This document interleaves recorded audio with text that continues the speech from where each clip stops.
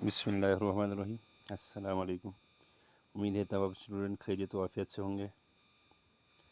तो हमारे जो जनरल साइंस का सीरीज़ चल रहा है वो आज हमारा पार्ट 1 का लेक्चर 4 है शायद। पिछले दिन हमने 146 एमसीक्यूज़ तक किया था।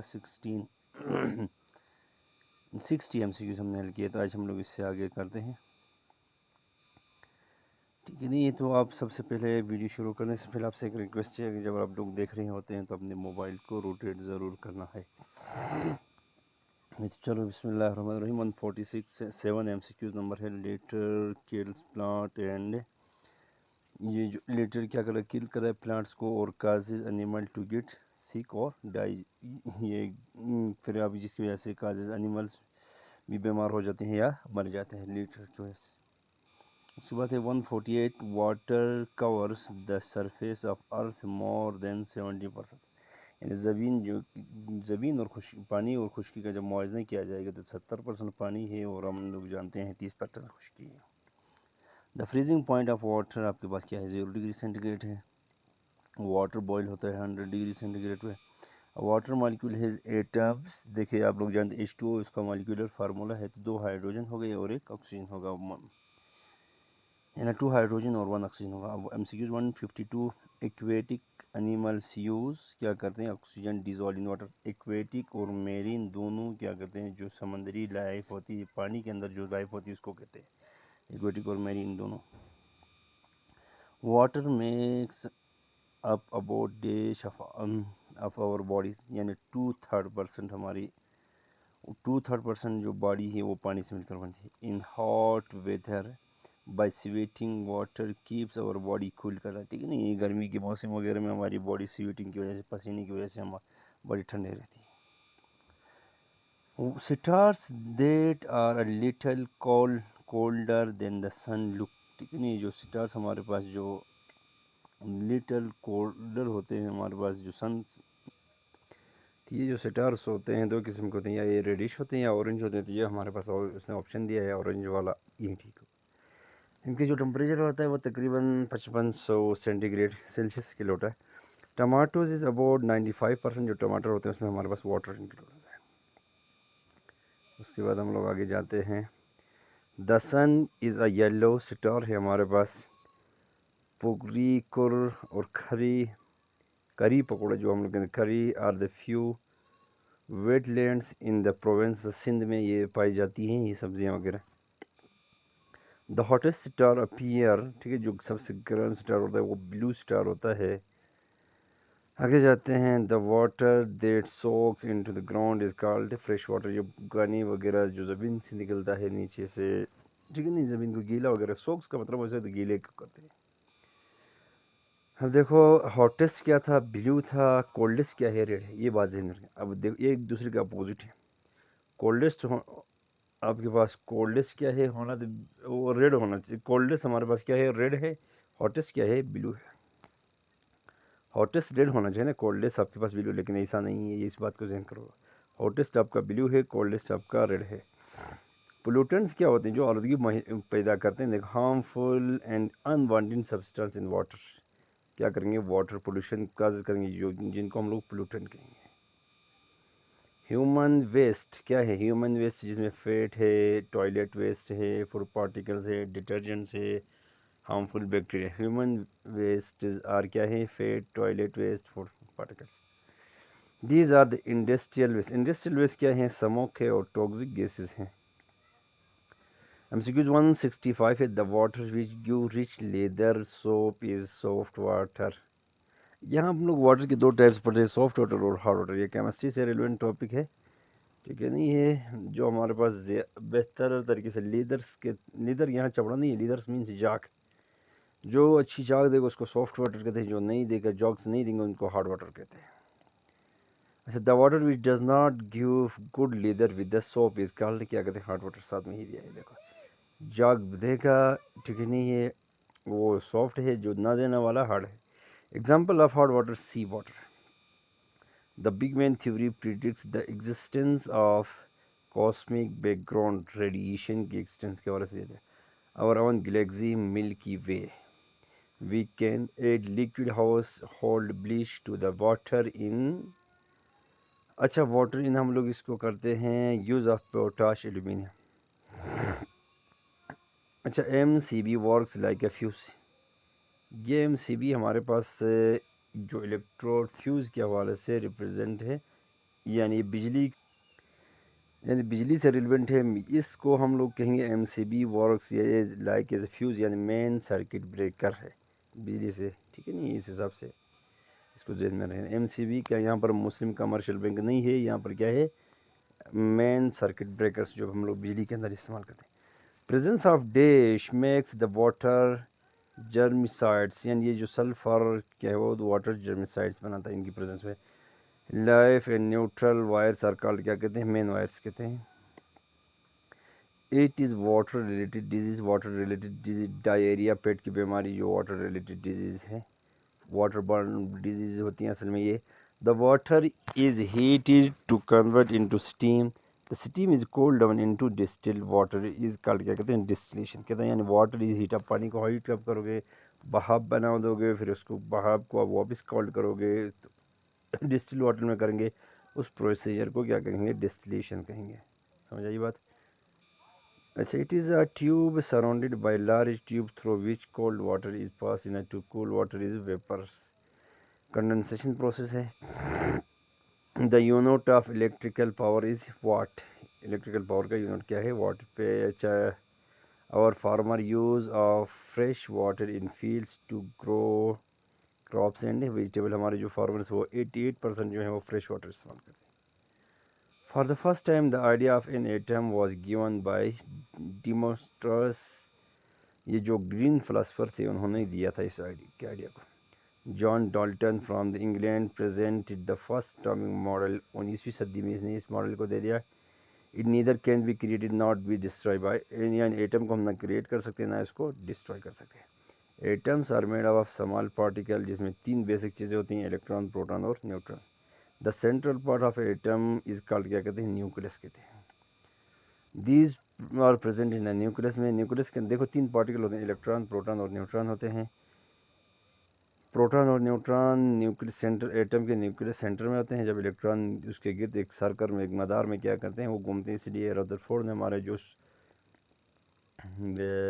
एटम की जो कंडीशन थी उसने सोलर सिस्टम से रिजेंबल दिया था, ठीक है नहीं, क्योंकि सूरज के गिर्द तब हम सियारे क्या करते थे, रिवॉल्विंग करते थे। अच्छा, there are present in the nucleus, अच्छा न्यूक्लियस के अंदर प्रोटॉन और न्यूट्रॉन होते हैं। इट इज़ नेगेटिव चार्ज, एक बात याद रखें, दो कायनात के अंदर अल्लाह ताला ने जो चार्जेस पैदा किए वो दो, क्या, पॉजिटिव और नेगेटिव। अब एटम के पास पार्टिकल 3 है, तो यहाँ पर हमें कन्फ्यूजन होती है। देखो प्रोटॉन पी से पॉजिटिव, पी से प्रोटॉन, पी से पॉजिटिव चार्ज आया। अब पार्टिकल रह गए दो, न्यूट्रॉन और इलेक्ट्रॉन। अब यहाँ पर इलेक्ट्रॉन पे चार्ज क्या आएगा, न्यूट्रॉन पे चार्ज क्या है, एन से न्यूट्रॉन, एन से नेगेटिव नहीं कहना, बल्कि एन से न्यूट्रॉन, एन से नील कहें।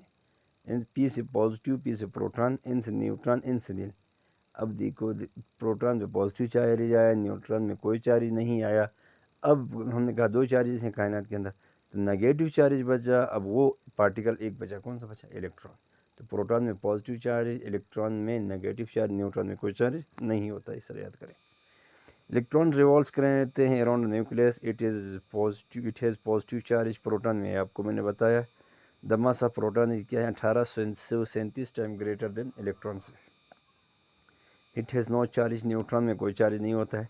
Atomic number is represented by Z, atomic number को हम लोग जी से करते हैं, मास नंबर को हम लोग क्या, अच्छा एटॉमिक नंबर को नंबर ऑफ प्रोटॉन भी कह सकते हैं। किसी भी एटम के न्यूक्लियस के अंदर मौजूद जो नंबर ऑफ प्रोटॉन होते हैं उसको एटॉमिक नंबर कहते हैं। मास नंबर को ए से डिनोट कर सकते हैं। It has 1 proton in the nucleus, it is atomic number is 1। तो देखो कार्बन दिया है, ऑक्सीजन दिया है, ये सारे नहीं, हाइड्रोजन है, ठीक है नहीं, कार्बन हाइड्रोजन के पास 1 प्रोटॉन 1 इलेक्ट्रॉन होता है। The mass number is the sum of dash nucleus of an atom, देखो the mass number is sum of proton और न्यूट्रॉन, क्योंकि न्यूक्लियस के अंदर क्या होते हैं, प्रोटॉन और न्यूट्रॉन। अभी हमने ऊपर पढ़ा। Mass number is represented by A, अभी बताया आपको।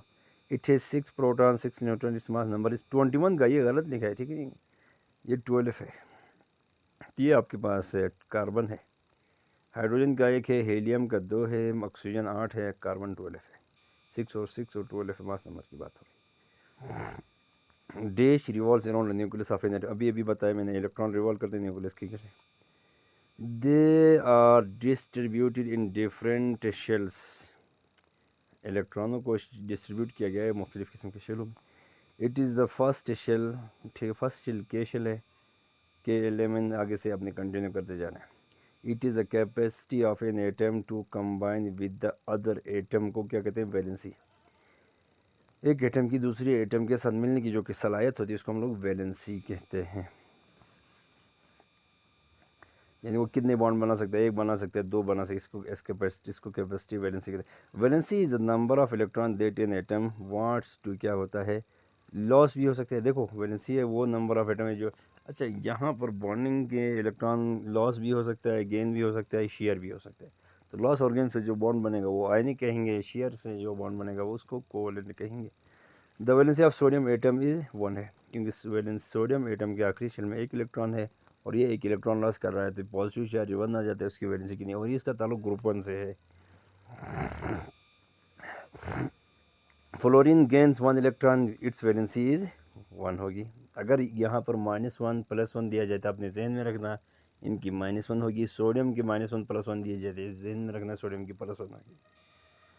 इन एटम्स विद पॉजिटिव और नेगेटिव चार्ज, देखो किसी भी एटम के ऊपर पॉजिटिव और नेगेटिव चार्ज क्रिएट होता है, उसको हम लोग आयन कहते हैं। When atom release electron it's become positive ion. देखो एटम इलेक्ट्रॉन, एक बात यहाँ पर नोटिस करना, किसी भी एटम, कोई भी एटम क्या होता है, एक बार इलेक्ट्रिकली न्यूट्रल होता है। क्यों? क्योंकि प्रोटॉन और इलेक्ट्रॉन सेम होते हैं।